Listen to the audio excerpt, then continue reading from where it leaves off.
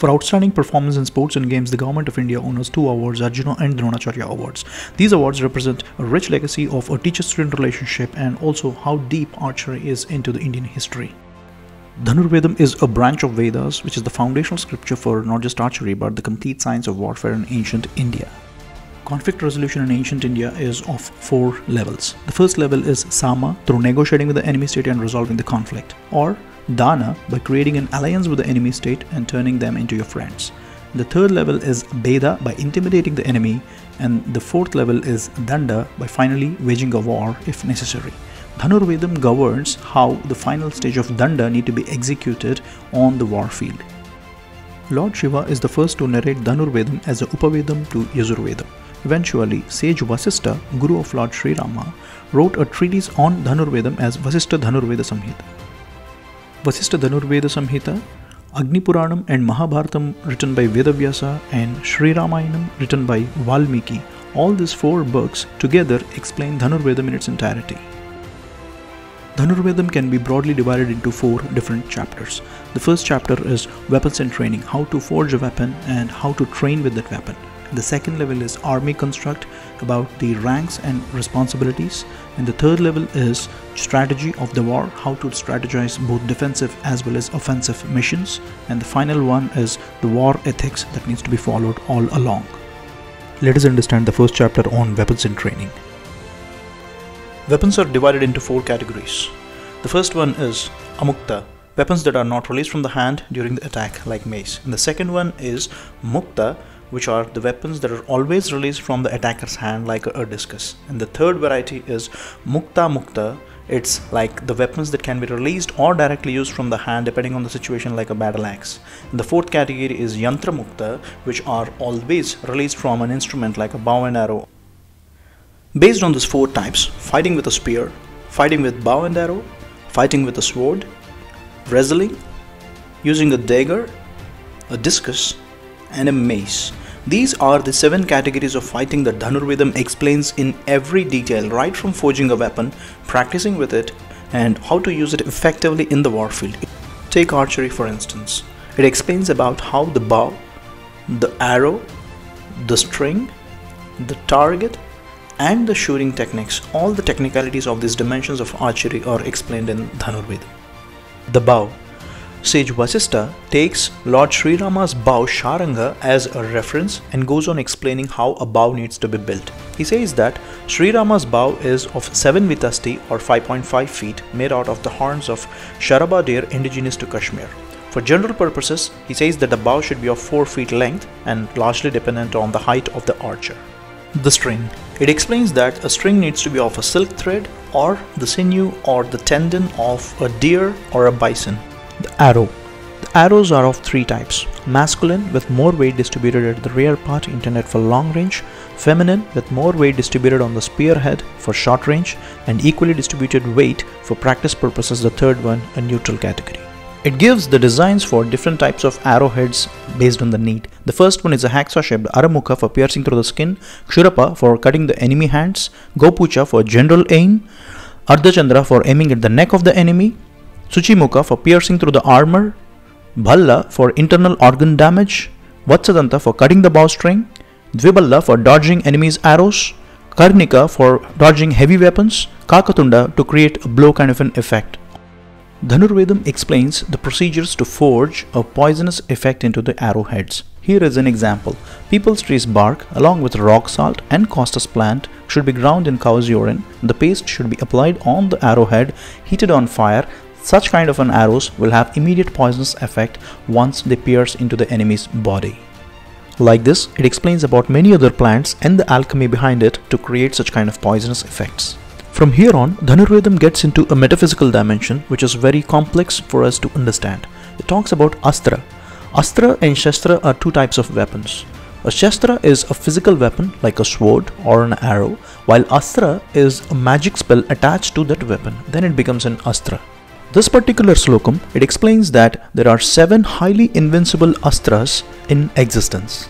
Brahmastram, Brahmadandam, Brahmasira, Pashupatastram, Vayuvyastram, Agneyastram, Narsimhastram. Each astra has a mantram associated with it and Dhanurvedam explains it all.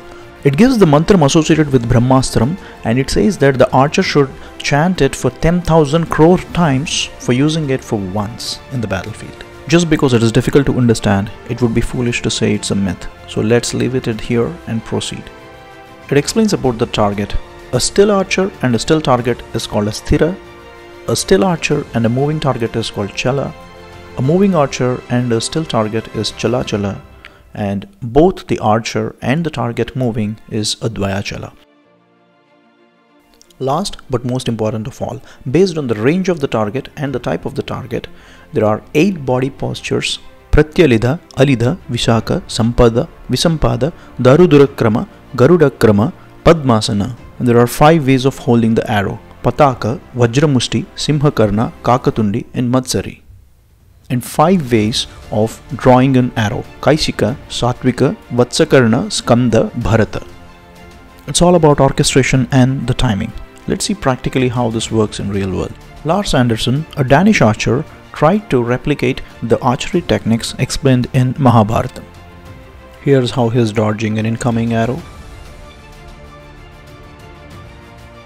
destroying an incoming arrow again in sitting posture, shooting 3 arrows at one shot. This one particularly was explained as the speciality of Barbarika in Mahabharata. Shooting 2 arrows at one shot. This one is widely heard of, how Arjuna shot a target above by looking downward below. It is also the same pose in Arjuna Award of Government of India. Dodging an incoming arrow with a mashlet, or dodging an incoming mashlet with an arrow. Do check out his channel, I'm leaving the link in the description below. Rolling all the way back, what you have seen is just 5% of the archery explained in Dhanurvedam.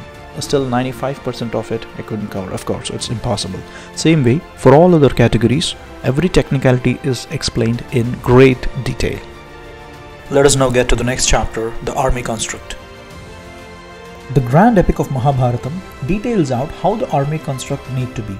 It says that both Kauravas and Pandavas had 18 battalions of army lined up for Kurukshetra. A battalion in Mahabharatam is referred as Akshauhini. Mahabharatam details about how the Akshauhini construct needs to be. It says that Akshauhinya Parimanam Narashvaradantinam. Let us see what it means. Akshauhini comprises of Nara, infantry, Ashwa, cavalry, Ratha, chariotry, and Dampi, elephantry. Take a closer look. Yes, that's chess. These 4 divisions of the army are considered as the 4 limbs and called as Chaturanga, from which chess originated. What you're seeing on the screen is the oldest written record of how chess is derived from the format of an Akshauhini. Let's break down Akshauhini. 1 chariot, 1 elephant, 5 foot soldiers and 3 horsemen all put together is the smallest unit of the battalion, Patti.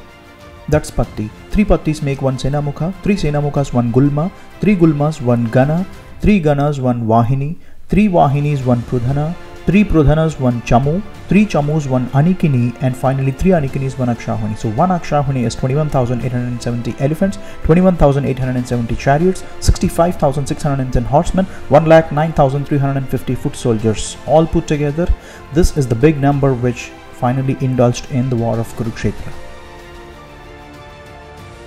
And here is how the command structure in an Akshauhini is. The foot soldier is called Padatik. 12 such Padatiks under the command of 1 Ashwarohi, 12 Ashwarohis under the command of 1 Gaja, this entire unit under the command of a Ardharadhi, 12 Ardharadhis under the command of a Radhi, 12 Radhis under the command of a Atiradhi, 12 Atiradhis under the command of a Maharadhi, 12 Maharadhis under the command of a Atimaharadhi, and finally 24 Atimaharadhis under the command of a Mahamaharadhi. This is the complete command structure from top down in an Akshauhini. Let's get to the 3rd chapter, strategy of the war. Any war is all about defending one's army, attacking the enemy's army, and emerging victorious. The thought is always stronger than the might, and this is where Dhanurvedam immensely focuses on strategizing a battle. Based on many factors like battleground conditions, impending dangers, objectives of the war, strengths of one's military, weaknesses of the enemy's military, taking all these into account, Dhanurvedam designs 7 different battle formations. They are Dandavyuham, Shakatavyuham, Varahavyuham, Matsyavyuham, Padmavyuham, Suchimukhavyuham and Garudavyuham. These formations metaphorically represent the name they carry. Take Varahavyuham for instance. If we expect a danger from sideways, then a Varahavyuham is advised by Dhanurveda. Imagine a king along with his battalion crossing through a mountain range, and because of the mountains, a stealthy ambush is expected from the sideways. Then more military is beefed up towards the sides, and the front and the rear part of the battalion can have a less number of. So that forms an elliptical shape metaphorically called as Varahavyuha. If you came across the grand epic of Mahabharatam, you would have definitely heard of the names Abhimanyu and Chakravyuham or Padmavyuham. Yes, Dhanurvedam illustrates the very blueprint of Chakravyuham. Let us see how it is. This is how Padmavyuham looks like from the top. The battalions form concentric rings coming out in a pattern of a lotus flower. It has 5 highly invincible features, making it one of the most deadliest formations of all. Number 1.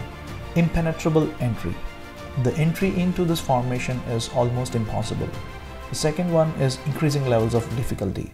As you break into the levels, you need to face stronger and stronger warriors towards the center. On top of it, each circular level alternatively rotates in a clockwise and counterclockwise fashion, creating an immense amount of psychological trauma for anybody who enters that formation. And finally, if a warrior manages to intrude into the center of the formation, as and when that happens, the entire Padmavyuham collapses to the center, making it impossible for the intruder to get out of this formation. This is how Kauravas and Pandavas encountered each other with their respective vyuhams on the 18-day battle of Kurukshetra. Dhanurvedam goes on explaining how to train war animals, how to treat wartime injuries, how to train the military to move from one formation to other depending on the battle situation. It goes on explaining everything about it. And there we get to the last and most important chapter of Dhanurvedam, the war ethics. If anyone goes through the epics of Ramayana and Mahabharata, especially the wartime phases, it would be incredibly surprising how the warriors in these epics did not kill their enemies even though they had them at the tip of their sword, just because the Yuddha Dharmam or the war ethics defined by Dhanurvedam doesn't permit them to kill at that point. The war ethics is a vast subject in Dhanurvedam. Here I quote 2 important principles of war that commands to put ethics before victory or even one's own life. An unconscious or unarmed or retreating or surrendering enemy should never be attacked. Of course, a woman and a child should never be attacked. The ancient code of war is still seen today being followed in Kalaripayattu, one of the oldest forms of martial arts surviving in the whole world. It is believed that Lord Shiva narrated Kalaripayattu to Parashurama, and from Parashurama up until today, many generations are carrying on the legacy and the legend of Kalaripayattu. Kalaripayattu gives utmost importance to the ethics of the war and puts discipline at the center of it.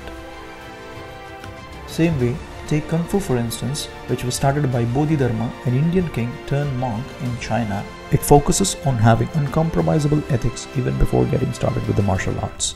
As well, Kung Fu derives a vast portion of it from Kalaripayattu. That brings us to the end of Dhanurvedam. Thank you for watching.